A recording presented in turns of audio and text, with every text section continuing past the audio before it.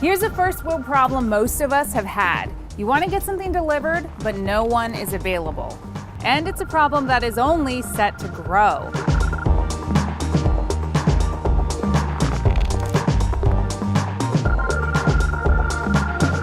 Let's rewind. Back in the day, trains and trucks hauled all our goods to neighborhood stores, and that's where we bought them. And everyone buys cut flowers and bouquets the year round. In our modern world, we buy a lot of stuff online. The U.S. Commerce Department says online sales accounted for a third of growth in retail sales in 2015, and it's projected to just keep climbing. And that's what we do, right? We log into Amazon or wherever, we order all the things, and then somehow it's magically shipped to our house. The thing is, that freight is shipped worldwide, not just countrywide. And oh hey, even big rig drivers can't keep up with demand. The American Trucking Association says it needs to hire 89,000 drivers each year the next 10 years just to keep up.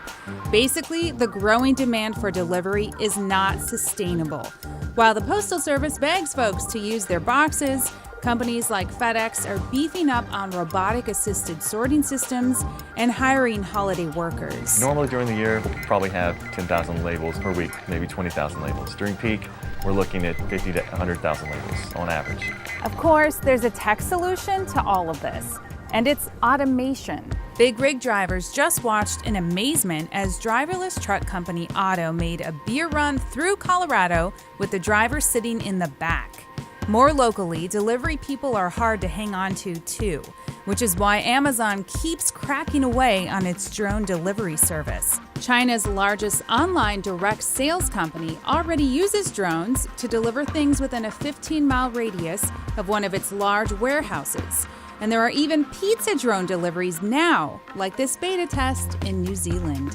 It's pretty clear the delivery race is focusing on autonomous delivery, but there's one bit of turbulence here in the US that's pretty hard to get over.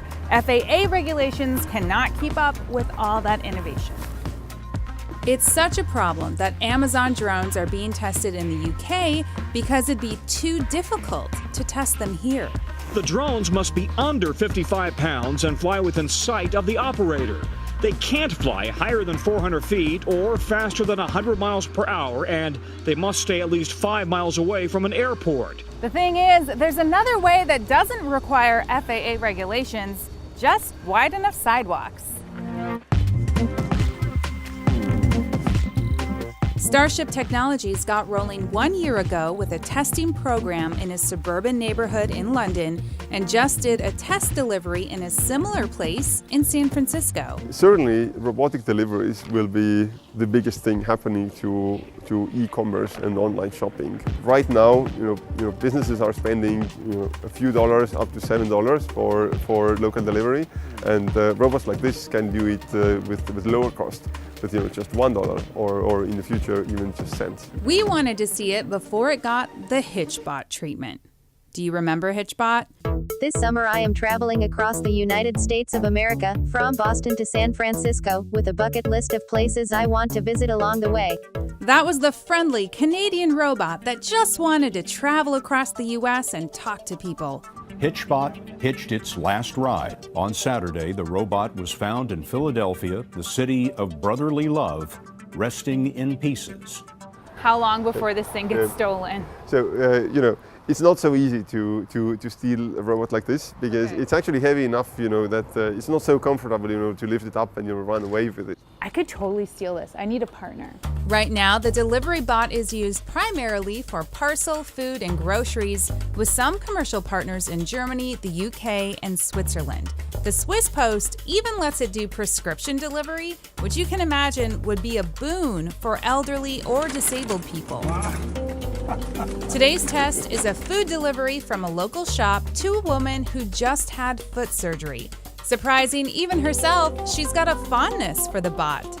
Some people tend to be afraid of technology. Well, I'm kind of one of those people, but this isn't really scary. So, I have my little cell phone. My children have shown me how to do that. I would be open to it. We have been driving these robots in 50 cities. The majority of people, they are just ignoring it. They just accept it as part of the normal environment on the sidewalk, and they do not give it even a second look. And you do not actually believe it before you see it, but it's true. Okay, I don't believe you, but okay. We took it for a spin and made some deliveries to see just how well this thing would be received by strangers. Excuse me, sir. Would you, this robot would like to make a delivery to you. Would you like to receive this robot delivery? So that's the lid. Make it happen. There's something inside of it. Is there? Yeah. How do I open it? You have to open it. How do I open it? You just lift it up like Very, a cooler lid. like you're afraid. Wow. I like some that. flowers? Do you have somebody you can give that to? I do actually. Yeah? Perfect. Great. Can you imagine getting things delivered by a robot? That would be pretty cool, yeah. I mean, it's pretty cool. Pretty cool. I'm open to whatever. Honestly, I like to have things delivered by people, but No, that's fine. Yeah, that is totally so- fine. So so why do you like having things delivered by people? I just a job for somebody to have, and that's just good for the labor market. My money is on those little sidewalk droids gaining acceptance well before the somewhat irritating drones do. Starship will be rolling out their sidewalk bots within a few months in Washington, D.C., so we'll see how they do and if their developers can keep them safe. I'm also conflicted about bots. On the one hand, I order all my stuff right down to shampoo online because it's easy. On the other, I like to buy my gifts from local stores because my mom is a small business owner. And this is a pretty awkward line I'm walking here, but there's no way I'm alone. Who among you doesn't like the convenience of ordering on Amazon while also wanting to keep your local favorite businesses alive? Also, she has a flower store. And part of the joy of having one is actually making the delivery and seeing how happy people get when you bring them flowers. But if it really is $1 a delivery for consumers, maybe then we'd be helping solve a problem rather than contributing to a societal decline in mom and pop stores that no one actually wants to see. Not unlike these.